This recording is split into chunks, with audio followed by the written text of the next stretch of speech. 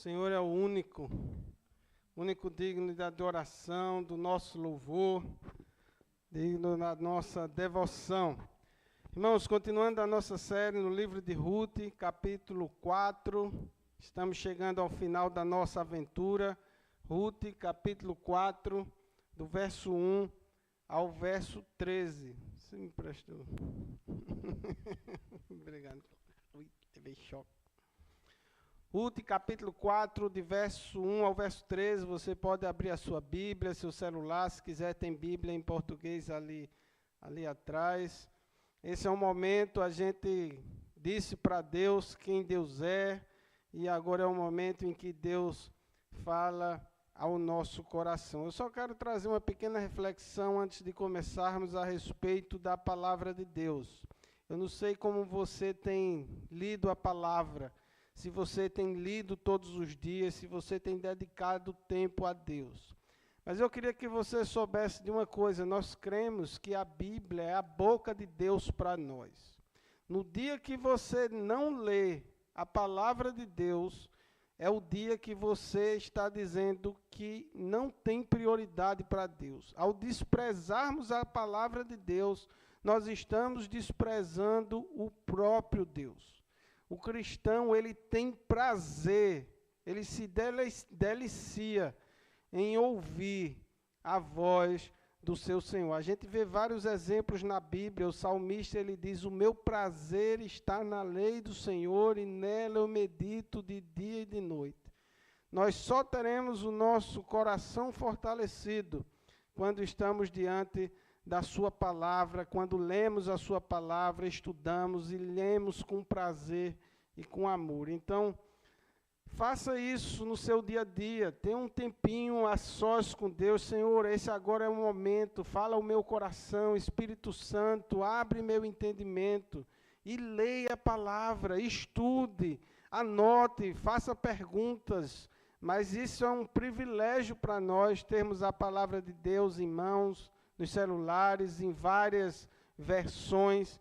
Isso é um presente, e aproveite enquanto ainda podemos fazer isso com liberdade. Ruth, capítulo 4, do verso 1 ao verso 13, diz assim a palavra do Senhor: enquanto isso, Boaz subiu à porta da cidade, sentou-se ali, exatamente quando o resgatador que ele havia mencionado estava passando por ali. Boaz chamou-lhe e disse: meu amigo, venha cá e sente-se. Ele foi e sentou-se. Boaz reuniu 10 líderes da cidade e disse: sente-se aqui. E eles se sentaram. Depois disse ao resgatador: Noemi, que voltou de Moabe, está vendendo um pedaço de terra que pertencia ao nosso irmão Elimeleque. Pensei que devia trazer o assunto para a sua consideração e sugerir-lhe que o adquira na presença destes que aqui estão assentados e na presença dos líderes do meu povo. Se quer resgatar esta prioridade, resgate-a. Se não, diga-me, para que eu saiba. Pois ninguém tem esse direito a não ser você e depois eu. Eu a resgatarei, respondeu ele. Boaz, porém, lhe disse: no dia em que você adquirir as terras de Noemi e da moabita Ruth, estará adquirindo também a viúva do falecido, para manter o nome dele em sua herança. Diante disso, o resgatador respondeu: nesse caso, não poderei resgatá-la, pois poria em risco a minha propriedade. Resgate-a você mesmo, eu não poderei fazê-lo. Antigamente em Israel, para que o resgate e a transferência de prioridade fossem válidos, a pessoa tirava a sandália e a dava ao outro. Assim oficializavam os negócios em Israel. Quando, pois, o resgatador disse a Boaz: adquira você mesmo, ele também tirou a sandália. Então Boaz anunciou aos líderes e a todo o povo ali presente: vocês hoje são testemunhas de que eu estou adquirindo de Noemi toda a propriedade de Elimeleque, de Quilion e de Malom. Também estou adquirindo o direito de ter como mulher a moabita Ruth, viúva de Malom. para manter o nome do falecido sobre a sua herança e para que o nome não desapareça no meio da sua família e dos registros da cidade. Vocês hoje são testemunhas disso. Os líderes e todos os que estavam na porta confirmaram: somos testemunhas. Faça o Senhor com essa mulher que está entrando em sua família, como fez com Raquel e Lia, que juntas formaram as tribos de Israel. Seja poderoso em Efrata e ganhe fama em Belém. E com os filhos que o Senhor lhes conceder dessa jovem, seja sua família como a de Pérez, que Tamar deu a Judá. Boaz casou-se com Rute, e ela se tornou sua mulher. Boaz a possuiu, e o Senhor concedeu que ela engravidasse e desse à luz a um filho. Senhor, mais uma vez estamos diante da Tua santa palavra.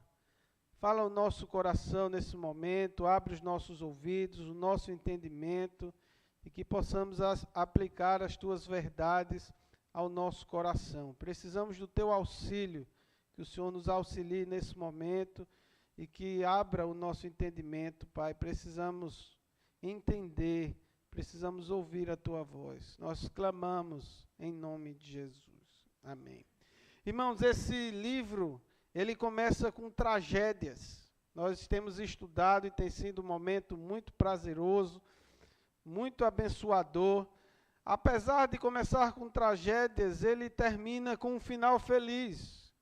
E no início nós vamos ver que temos 3 mortes. Morre Elimeleque, o líder da família, e também morrem seus 2 filhos, Malom e Quilion. E Noemi volta para Belém junto com Rute e se entrega ao Deus de Israel. Orfa, a viúva de Quilion, volta para a sua família e para o seu Deus. Nós vimos que Noemi, o seu nome significa ditosa, feliz, estava com amargura em seu coração. E ela disse para as mulheres não chamarem ela de Noemi, mas sim de Mara, que significa amarga. Para Noemi, a alegria não fazia mais parte da sua vida. Noemi pensava que a tristeza iria acompanhá-la até a sua sepultura.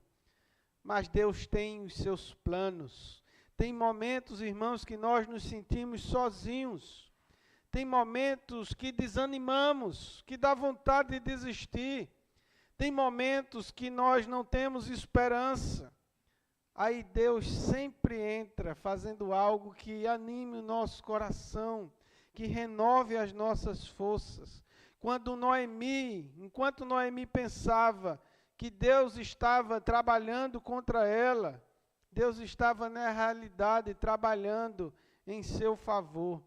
E ao olharmos para a palavra de Deus, vamos tendo conhecimento de quem Deus é, do seu poder, dos seus feitos, da sua soberania. Ele continua sendo Deus. Deus continua operando sobre o seu povo. Deus continua fazendo da estéril mãe de filhos. Deus continua renovando corações. Deus continua trazendo esperança. Deus continua fortalecendo o seu povo. Eu quero compartilhar com vocês 3 lições que nós encontramos nesse texto. A primeira lição: tem coisas que nós não podemos esperar. Diz aí a palavra do Senhor: enquanto isso, Boaz subiu à porta da cidade e sentou-se ali exatamente quando o resgatador que ele havia mencionado estava passando por ali. Boaz chamou-lhe e disse: meu amigo, venha cá e sente-se. Ele foi e sentou-se. Boaz reuniu 10 líderes da cidade e disse: sentem-se aqui. E eles se sentaram. Depois disse ao resgatador: Noemi, que voltou de Moabe, está vendendo um pedaço de terra que pertencia ao nosso irmão Elimeleque. Havia outro resgatador na frente de Boaz. Era alguém importante na história. Lógico que era um resgatador. Era um dos resgatadores de Elimeleque. Mas o autor faz questão de não mencionar o seu nome. Boaz queria resolver as coisas rápido, e Noemi sabia muito bem disso. No final do capítulo 3, Noemi diz a Ruth que Boaz não iria descansar enquanto não resolvesse essa questão. Tem coisas que precisam ser resolvidas. Tem coisas que não dá para esperar. Boaz, ele tinha pressa em agir, principalmente quando o assunto é o amor da sua vida. Ele tinha acabado de ser pedido em casamento. A mulher que ele desejava casar. O homem não sossega, não tinha sossego, o homem não parou de pensar na sua amada. Boaz estava com um pensamento em Ruth.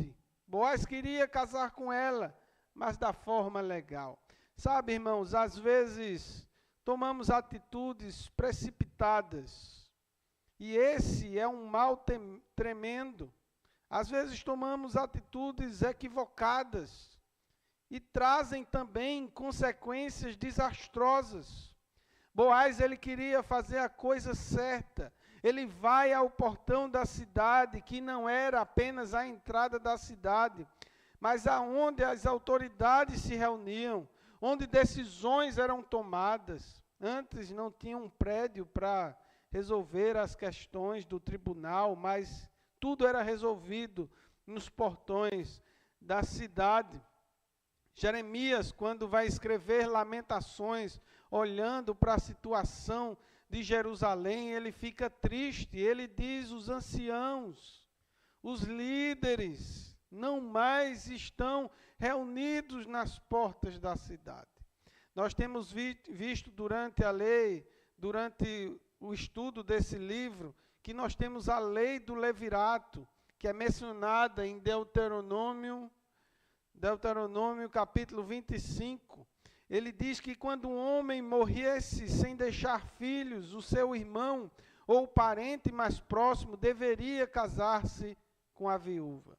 O primeiro filho desse novo casamento seria considerado descendente não dele, mas do falecido, garantindo a continuidade do nome e da herança.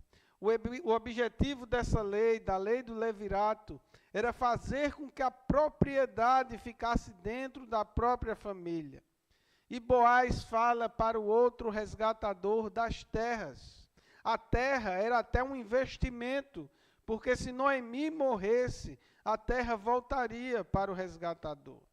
E da mesma forma, irmãos, que Boaz não pôde esperar, há situações em nossa vida que precisam ser resolvidas. Há situações em nossas vidas que precisam de urgência, principalmente o que diz respeito ao reino de Deus, principalmente o que diz respeito à missão do Senhor, principalmente o que diz respeito à nossa vida com Deus, à nossa espiritualidade. Precisamos trabalhar no reino, precisamos se envolver no reino, precisamos investir, falar de Jesus, falar do amor de Deus, pregar a palavra para as pessoas. Enquanto muitas vezes estamos nos acomodando, pessoas estão a passos largos caminhando para o inferno, pessoas que convivem conosco. Precisamos ter urgência no que diz respeito ao reino de Deus. Em segundo lugar, em primeiro lugar, tem coisas que tem que ter urgência. Em segundo lugar, é preciso sabedoria.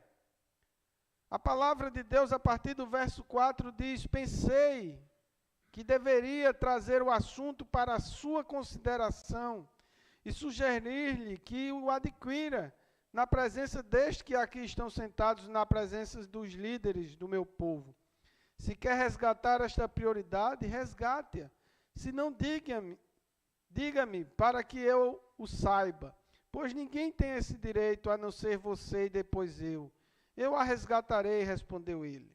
Boaz, porém, lhe disse: no dia em que você adquirir as terras de Noemi e da moabita Ruth, estará adquirindo também a viúva do falecido, para manter o nome dele em sua herança. Diante disso, o resgatador respondeu: nesse caso, não poderei resgatá-la, pois poria em risco a minha propriedade.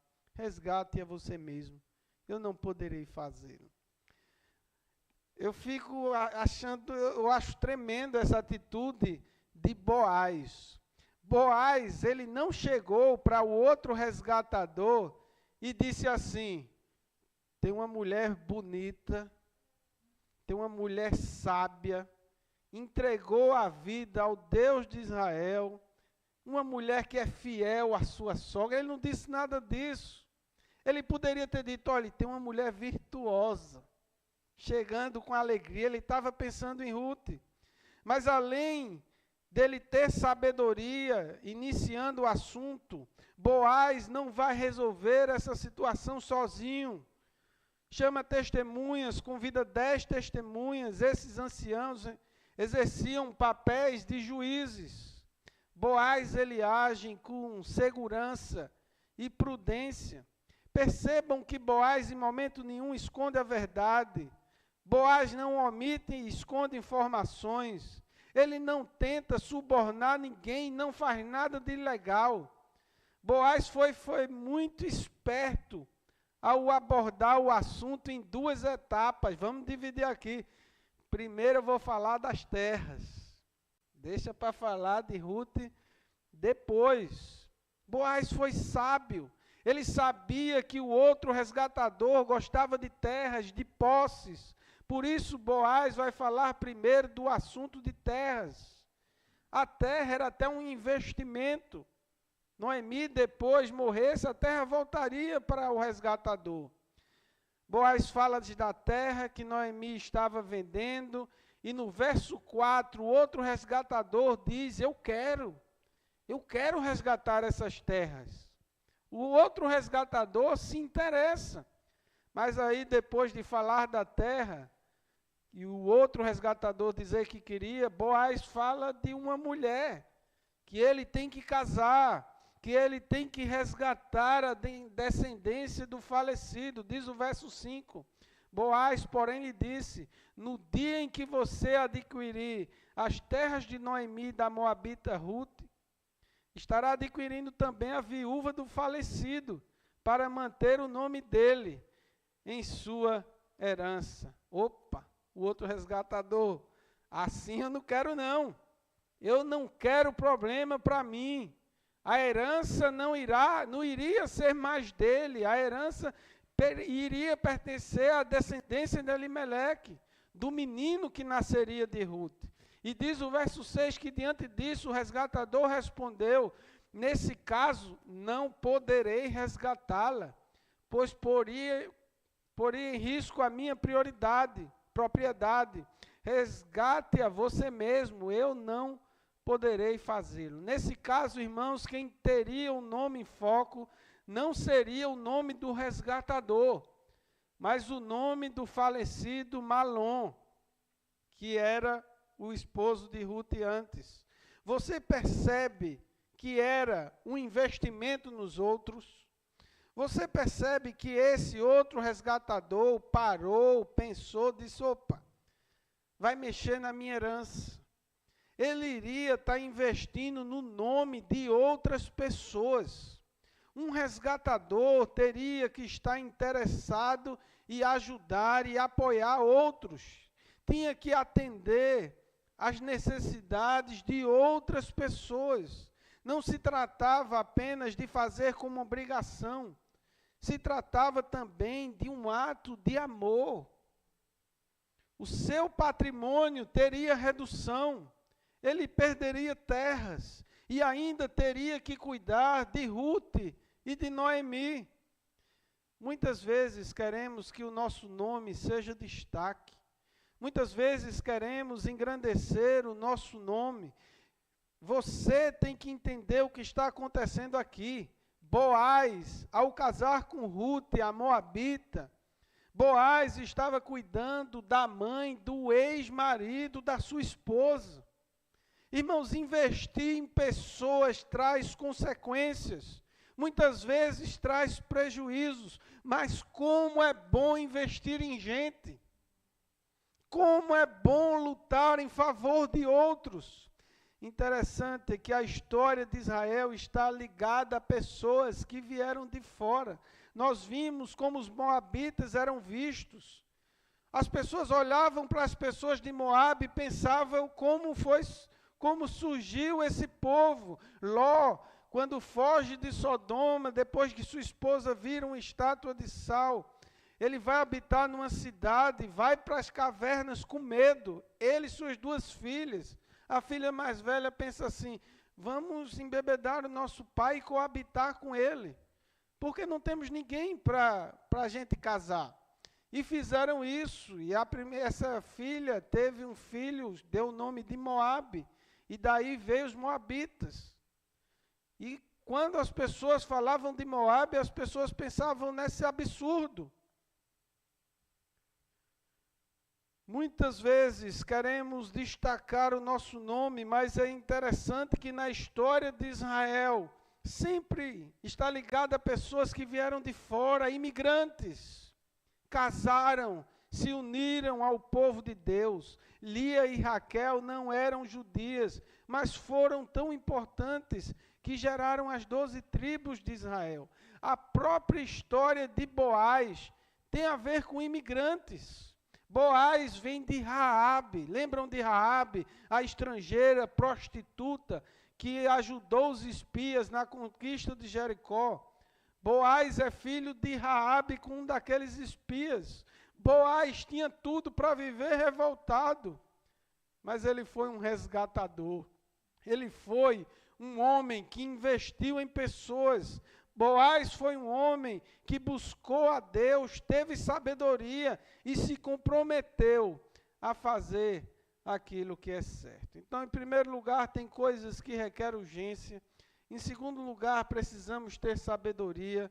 E em terceiro lugar, eu quero desafiar o seu coração a desejar o bem dos outros, a investir em outras pessoas. Veja o que é que diz os líderes da cidade. Os líderes e todos que estavam na porta confirmaram: somos testemunhas, faça o Senhor com essa mulher que está entrando em sua família, como fez com Raquel e Lia, que juntas formaram as tribos de Israel. Seja poderoso em Efrata e ganhe fama em Belém. E como os filhos que o Senhor lhe concedeu dessa jovem, seja a sua família como a de Pérez, que Tamar deu a Judá. Boaz casou-se com Ruth e ela se tornou sua mulher. Boaz a possuiu, o Senhor concedeu que ela engravidasse e desse luz a um filho. É interessante, como vimos no sermão passado, Noemi diz a Ruth que ela precisava de um lar, não era de um marido, ela precisava de um lar. No capítulo 3, no verso 1, Noemi diz a Ruth, Noemi, sua sogra, lhe disse: minha filha, tenho que procurar um lar seguro para a sua felicidade. Ruth, antes de buscar um marido, Ruth vai buscar abrigos nas asas do Deus vivo. Você que não casou ainda, antes de buscar um marido, se entregue a Deus, se entregue ao Deus de Israel, tenha um relacionamento com Ele, peça direção ao Senhor. A Bíblia diz que os que são do Espírito são guiados pelo próprio Espírito. Desde o momento em que Boaz aparece nesse enredo, nessa história, nós só vamos ver Boaz tentando abençoar outras pessoas. Eu desafio o seu coração, seja um abençoador. As suas atitudes, as suas palavras, abençoe quem está perto de você. Deus abençoou Boaz, Deus lhe deu uma esposa. Ruth foi um presente de Deus para a vida de Boaz. E as testemunhas vão abençoar Boaz. A gente viu no capítulo anterior, Boaz chegando diante dos seus servos, diante dos seus empregados, abençoando a vida deles. Que o Deus de Israel abençoe vocês. E eles também desejam que o Senhor seja abençoado. E aqui as testemunhas abençoam Boaz e oram para que Deus conceda a ele uma esposa fértil e que ele tenha uma grande descendência. Nós sabemos que na cultura judaica a descendência tinha uma enorme importância. Deus havia prometido a Abraão que sua descendência seria numerosa quanto as estrelas do céu. Mas vejam que os líderes e todos os que estavam ali falam: faça o Senhor com essa mulher que está entrando em sua família, como fez com Raquel e Lia, que juntas formaram as tribos de Israel. Seja poderoso em Efrata e ganhe fama em Belém. Raquel e Lia foram esposas de Jacó, desempenharam um papel fundamental na formação das 12 tribos de Israel. Raquel era a esposa favorita de Jacó, mãe de José e Benjamim. Nós sabemos a história de José, que teve um papel central na história de Israel, tornando-se o vice-governador do Egito, salvando sua família da fome. Lia, a irmã mais velha de Raquel, foi a primeira esposa de Jacó, mãe de 6 dos 12 filhos de Jacó, incluindo Judá e Levi. Juntas, Raquel e Lia, com as suas servas, Bila e Zilpa, obrigado, Fernanda, deram origem às 12 tribos de Israel. E nós vemos a importância dessas mulheres na história de Israel. A menção delas, nesse versículo, mostra o desejo de que Ruth seja tão abençoada quanto essas matriarcas e que sua descendência seja numerosa e poderosa em Israel. Depois ele fala de Pérez. Pérez foi um dos filhos gêmeos de Judá, e Tamar se tornou ancestral direto da tribo de Judá e, consequentemente, da linhagem do rei de Davi e de Jesus Cristo. O nascimento de Pérez foi incomum. A sua mãe Tamar era nora de Judá. Após ser injustamente rejeitada pela família, Tamar ela se disfarça de prostituta e concebe filhos de Judá sem que ele soubesse. E quando o engano foi revelado, Judá reconheceu que Tamar estava certa ao buscar descendência para a sua vida. A linhagem de Pérez tornou-se extremamente importante, pois dela veio Boaz, veio Davi e veio Jesus. E ao abençoar Ruth e Boaz como a família de Pérez, os anciãos estavam desejando uma descendência forte e uma descendência importante. Eu queria concluir esse texto apontando para o nosso Redentor, o nosso resgatador. Boaz foi um dos resgatadores. A palavra, nós temos visto, a palavra para resgatador é Goel. E Boaz foi um desses resgatadores. Mas nós temos um resgatador, nós temos um remidor, um redentor, o Senhor Jesus. Como parente mais próximo, Jesus veio para ser o nosso resgatador. Ele pagou o preço pelo pecado do seu povo. A palavra Goel, ela aponta para o caráter do nosso Deus como redentor do seu povo. Boaz, como um Goel, representa a figura de Cristo, que nos redime do pecado, que resgata a nossa herança espiritual e nos acolhe como seu povo, como a sua igreja. A história de Ruth mostra que a redenção não é apenas legal, mas também cheia de amor e cheia de graça. Lembram que para ser um resgatador tinha que ter conexão de sangue, tinha que ter condições e tinha que querer. O outro resgatador não quis. Mas louvado seja Deus porque Jesus quis. Jesus, ele quis, ele se entregou de forma voluntária. Ele deu o seu sangue. Jesus era o único que podia cumprir as exigências do Pai. Jesus quis morrer na cruz do Calvário em favor do seu povo. A dívida que o nosso parente Adão assumiu precisava ser paga por alguém da família. Tinha que ser paga por outro ser humano. Jesus é o nosso Goel, ele é o nosso resgatador. Louvado seja seu nome por isso. Jesus trouxe libertação. A Bíblia diz que ele nos libertou do império das trevas. Ele nos transportou do império das trevas para o reino do Filho do seu amor. Nós temos vida. Jesus nos liberta da escravidão, do pecado, da morte e inclusive de nós mesmos. Que possamos nos alegrar ao olharmos para a história de Ruth, ao olharmos para a história da redenção, ao olharmos para a soberania do nosso Deus, que muitas vezes não entendemos as situações que passamos, não entendemos os incidentes da vida, mas precisamos aprender a descansar que nós temos um Deus que trabalha em favor do seu povo. Nós temos um Deus que sabe o que eu e você precisamos passar. Olhe, descanse na soberania do Senhor.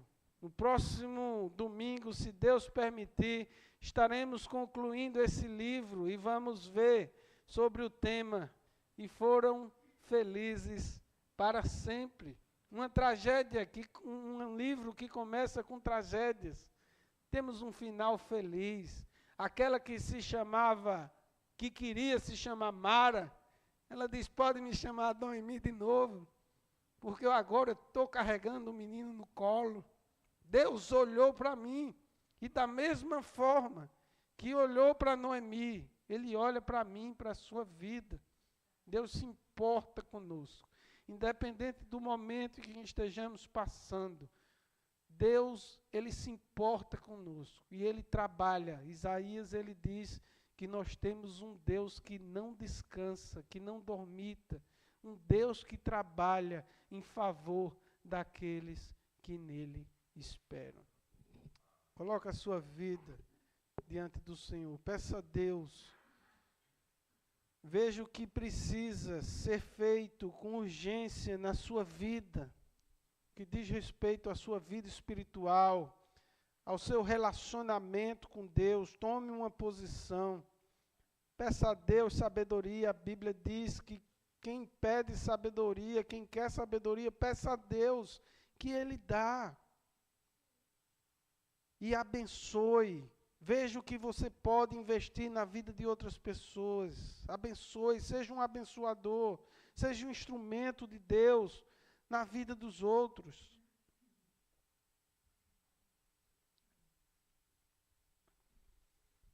Thalita, tu faz essa oração, por favor.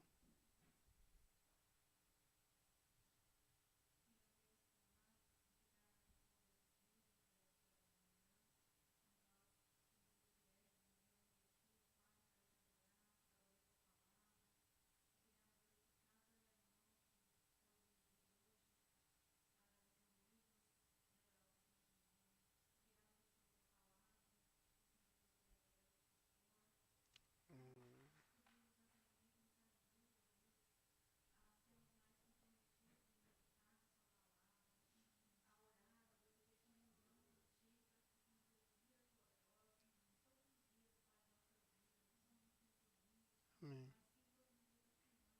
Sim, Senhor, nos ajuda.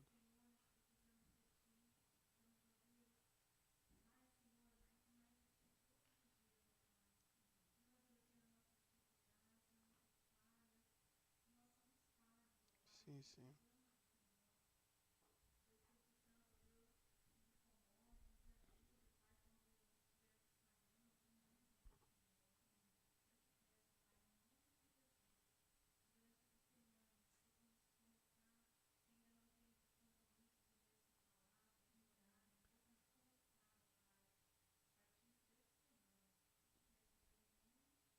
Amém, meu Deus. Em nome de Jesus, amém. Irmãos, temos hoje uma visitante especial que veio de Calgary, veio para um congresso. Queria chamar a nossa irmã Cláudia aqui. Ela faz parte da Pioneers Bible... Como é? Pioneers, eu disse isso aí. Pioneers Bible Translation.